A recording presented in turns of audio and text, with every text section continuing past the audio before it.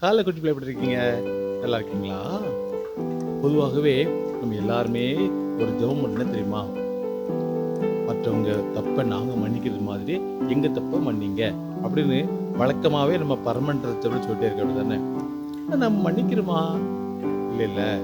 ஸ்கூலில் நிறைய பேர்கிட்ட பேசவே மாட்டோம். பக்கத்து வீட்டில் சில பையன்கிட்ட சண்டை போட்டிருக்கோம், பேசவே மாட்டோம். விளையாடுற இடத்துல பேச மாட்டோம். அது மட்டும் இல்லை, நம்ம கூட இருக்கிற ஃப்ரெண்ட்ஸு அநேகர் ஆண்டவர் அறியாதவங்களா இருப்பாங்க. தவறான வாழ்க்கை வாழ்ந்துட்டு இருப்பாங்க. அவங்களுக்காண்டி என்னைக்கா ஜெபம் பண்ணிருக்கியா? அவங்க ஆண்டவருக்குள்ள வரணும்னு சொல்லி என்னைக்கா ஜெபம் பண்ணிருக்கிறியா? அவங்கள நிறைய பேருக்கு நிறைய ஏக்கங்கள் இருக்கு. அவன் மட்டும் நல்லா இருக்காளே, அவன் மட்டும் பிரைட்டா இருக்காளே, அவளுக்குள்ள என்ன விசேஷம் இருக்குன்னு சொல்லி இன்னைக்கு கொடுத்த ஒரு கேள்வியோடு இருப்பாங்க. அவங்க எப்படா ஆண்டவரை பற்றி கொள்ளலாங்கிற ஆர்வத்தோடு இருப்பாங்க. நீ அவங்களுக்காக ஜெபம் பண்ணிட்டு அவங்களுக்காக நீ ஜெபம் பண்ணும் பொழுது ஆண்டவர் அவங்கள மன்னிச்சு ஒரு பிள்ளை ஏற்றுக்கொள்வார்.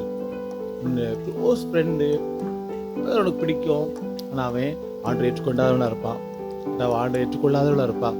நீ அவளுக்காக ஜெபம் பண்ணி அவளுக்கு ஆண்டவர் சொன்னேன்னா உடனடியாக ஆண்டரை ஏற்றுக்கொள்வான். அடுத்தவங்களுக்காக நம்ம ஜெபம் பண்ணணும். நிறைய காரியங்கள் ஜெபம் பண்ணுறோம்ல, படிப்புக்காக, சாப்பாட்டுக்காக, வேலைக்காக, இதுக்கெல்லாமே ஜெபம் பண்ணுறோம். நம்முடைய நண்பர்கள், நம்முடைய நெருங்கின உறவினர்கள் தப்பான பாதையில் போகும்பொழுது அவங்க ரட்சிக்கப்படணும், அவங்க மாறணும், அவங்களும் இனி மாதிரி இயேசுவை கண்டுக்கணும்னு சொல்லி என்னைக்கா நீ ஆசைப்பட்டிருக்கியா? என்னைக்கா உன் ஃப்ரெண்டு சர்ச்சுக்கு கூப்பிட்டு போயிருக்கியா?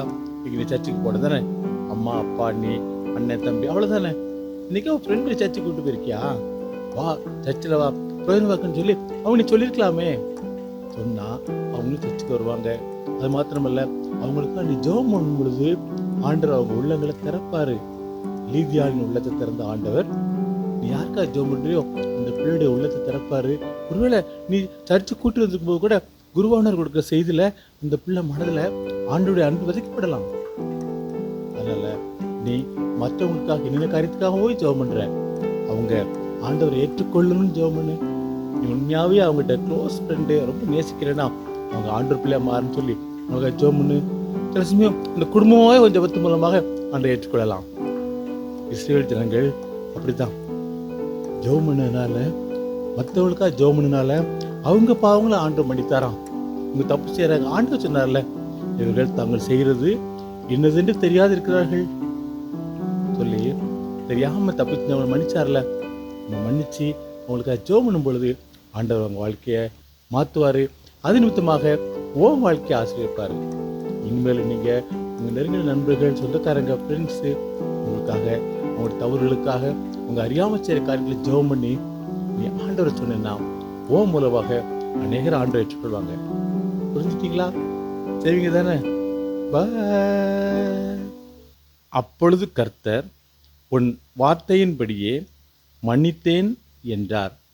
என்னாகமம் 14:20.